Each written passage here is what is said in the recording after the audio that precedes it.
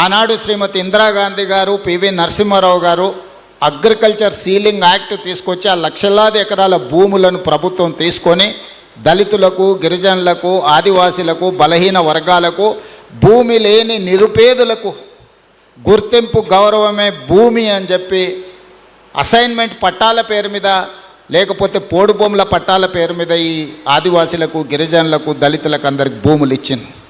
ఇల్లు లేని వాళ్లకు ఇల్లు ఇచ్చిండ్రు, ఇందిరమ్మ ఇల్లు కావచ్చు, లేకపోతే ఉండడానికి.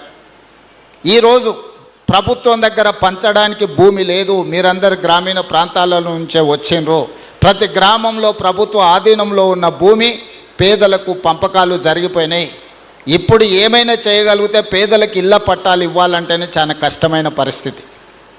ఈరోజు ప్రభుత్వం వైపు నుంచి భూములు ఆశించడమో ఇతర ఏదైనా ఆర్థిక లబ్ధి ఆశించే కంటే మా ప్రభుత్వం ఇవ్వగలిగింది విద్యనే.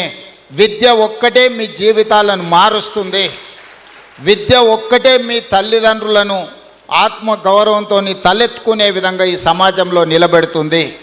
విద్య రాని వాడు వింత పశువు అని ఎప్పుడో పెద్దలు చెప్పారు. ఈరోజు ఈ సమాజంతో పోటీ పడాలి అని అంటే, ఈ సమాజంలో అభివృద్ధి చెందిన పౌరులుగా మీకు గుర్తింపు రావాలి అని అంటే మీరు విద్యలో రాణించాలి. అందుకే ఈరోజు విద్యనే ప్రథమ ప్రాధాన్యత కింద మా ప్రభుత్వం తీసుకొని ముందుకెళ్తుంది. Education is my top priority. అందుకే ఈరోజు not only IIIT engineering college, law కాలేజ్ను కూడా ఈరోజు పాలమూరు యూనివర్సిటీలో మహబూబ్ నగర్ జిల్లాకు మనం ఇవ్వడం జరిగింది.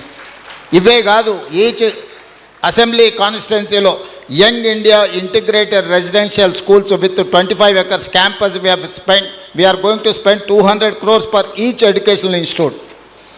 సో ఇవన్నీ కూడా ప్రపంచంతో పోటీ పడాలి అంటే ఇప్పుడు ఇంతకుముందు వేదిక మీద ప్రిన్సిపల్ సెక్రటరీ గారిని, కలెక్టర్ గారిని, ఎస్పీ గారిని చూసింది. ఈరోజు వాళ్ళ నేపథ్యము ఊర్లో ఉన్న భూమి కాదు, వాళ్ళ నేపథ్యం వాళ్ళ చదువు ఉంది. కాబట్టే దామోదర్ రాజ నరసింహ గారు